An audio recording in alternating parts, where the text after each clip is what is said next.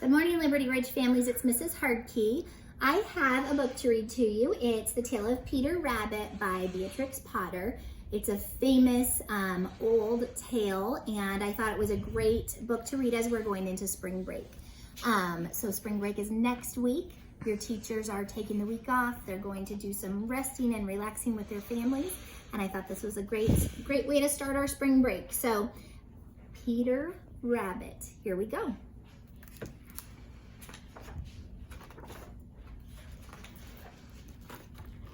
Once upon a time, there were 4 little rabbits, and their names were Flopsy, Mopsy, Cottontail, and Peter.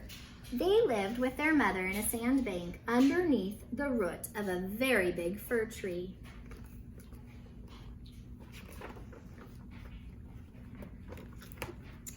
"Now, my dears," said old Mrs. Rabbit one morning, "you may go into the fields or down the lane, but don't you go into Mr. McGregor's garden. Your father had an accident there, and he was put into a pie by Mrs. McGregor.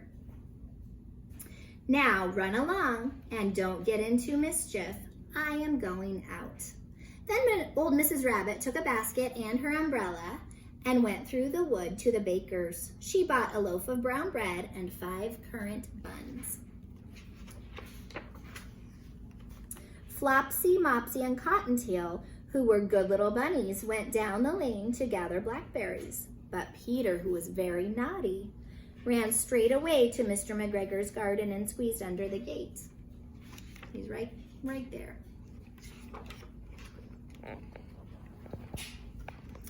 First he ate some lettuces and some French beans, and then he ate some radishes. And then, feeling rather sick, he went to look for some parsley. But round the end of a cucumber frame, whom should he meet but Mr. McGregor? Mr. McGregor was on his hands and knees planting out young cabbages, but he jumped up and ran after Peter, waving a rake and calling out, "Stop, thief!" Peter was most dreadfully frightened. He rushed all over the garden, for he had forgotten the way back to the gate. He lost one of his shoes among the cabbages, and the other shoe amongst the potatoes.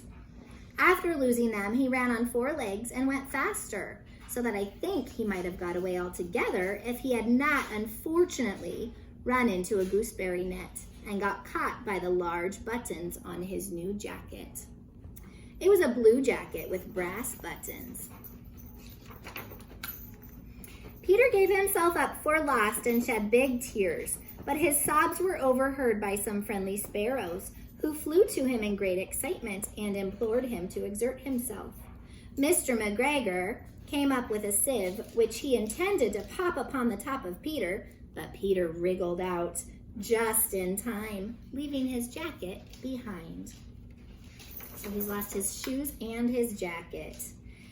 He rushed into the tool shed and jumped into a can. It would have been a beautiful thing to hide in if it had not had so much water in it. Mr. McGregor was quite sure that Peter was somewhere in the tool shed, perhaps hidden underneath a flower pot. He began to turn them over carefully, looking under each. Presently, Peter sneezed. Kerchoo! Mr. McGregor was after him again. And you see, there he is in the watering can. Mr. McGregor tried to put his foot on Peter, who jumped out of a window, upsetting 3 plants. The window was too small for Mr. McGregor, and he was tired of running after Peter. He went back to his gardening work. Peter sat down to rest. He was out of breath and trembling with fright, and he had not the least idea which way to go. Also, he was very wet from sitting in that watering can. After a time, he began to wander about, going lippity-lippity, not very fast, and looking all around. He found a door in a wall, but it was locked, and there was no room for a fat little rabbit to squeeze underneath. An old mouse was running in and out over the stone doorstep, carrying peas and beans to her family in the wood. Peter asked her the way to the gate, but she had such a large pea in her mouth that she could not answer. She only shook her head at him, and Peter began to cry. Then he tried to find his way straight across the garden, but he became more and more puzzled. Presently, he came to a pond where Mr. McGregor filled his watering cans. A cat was staring at some of the goldfish. She sat very, very still. But now and then the tip of her tail twitched as if it were alive. Peter thought it best to go away without speaking to her. He had heard about cats from his cousin, Benjamin Bunny. He went back towards the tool shed, but suddenly, quite close to him, he heard the noise of a hoe in the garden. Scritch, scratch, scritch, scratch. Peter scuttered underneath the bushes, but presently, as nothing happened, he came out and climbed upon a wheelbarrow and peeped over.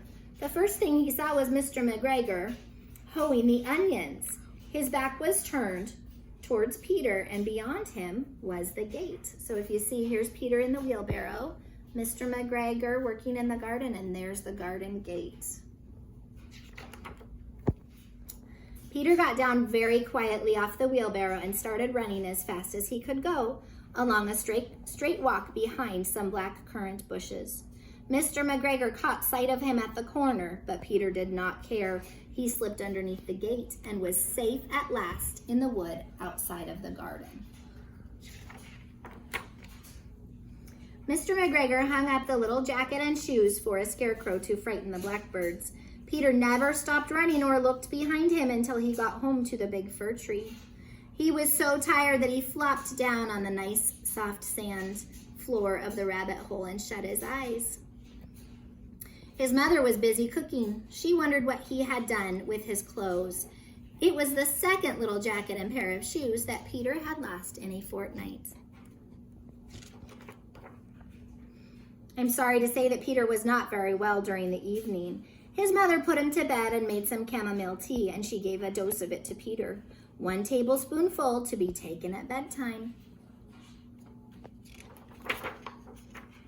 But Flopsy, Mopsy, and Cottontail had bread and milk and blackberries for dinner.